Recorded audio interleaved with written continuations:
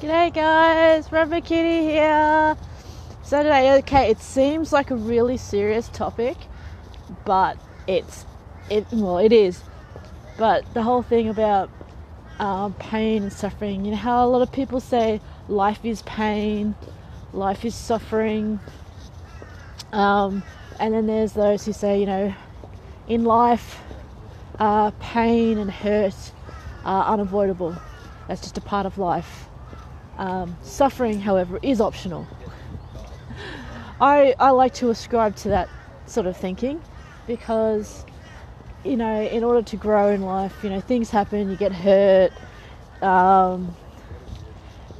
you get pains in your life, and you do suffer, but you don't have to suffer needlessly, unnecessarily, or to an excess. And according to Buddhism thoughts, suffering, the root of suffering is desire for intransient things that you place a lot of emphasis on, a lot of your time, money and energy into, and they don't really matter, I guess, because we are transient beings. G'day Chris. And that we are here on this plane for a certain amount of time.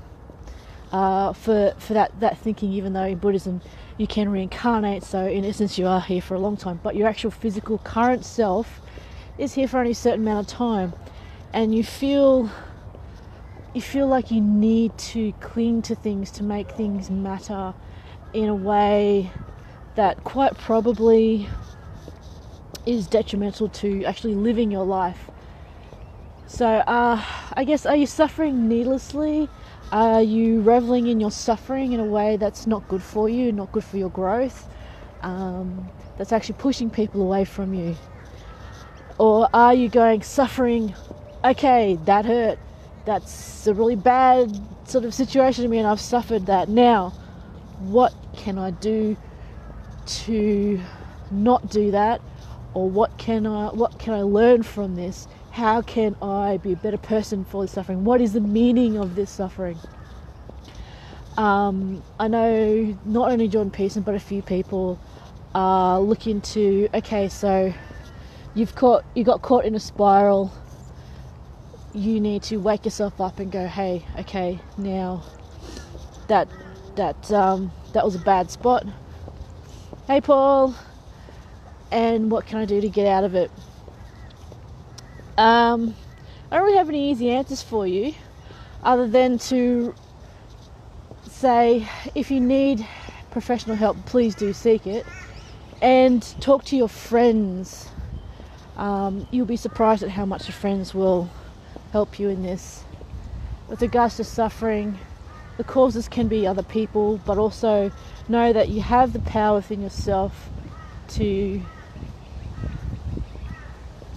make something good out of all the stuff that you are going through, and that is something that is entirely within you.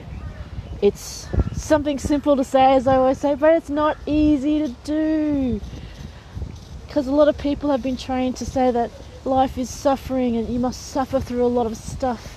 That's true, but you don't have to stay there. You don't have to dwell on it. You don't have to go, okay, this is all I am, is this suffering. I was talking with a friend on one of the weekends, and they are very awesome. They help out a lot of people, and when they actually had a job that involved being around a lot of sick people, their whole life all became about the sick.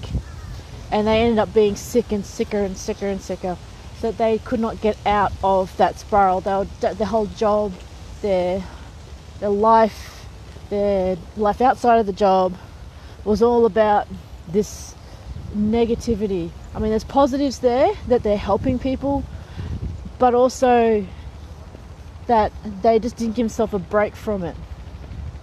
So that's a part of self-care which you guys need to do as well. So self-care, pain and suffering, don't do it needlessly. You will get it in life, but there is life outside of the tunnel, guys. You know, I mean, this is I'll show you. Just a second. There's an awesome sunrise right there. You know, stuff like that. And know that finding your purpose also helps. The suffering, you find the meaning for the suffering, and you find your purpose. Your purpose can help you through that. Now, your purpose and the meaning of life, it doesn't have to be something massive and huge, like, you know, you're going to cure cancer or something like that. It could even just be, I am going to live a good life. I'm going to be the best person I can ever be, whatever that is.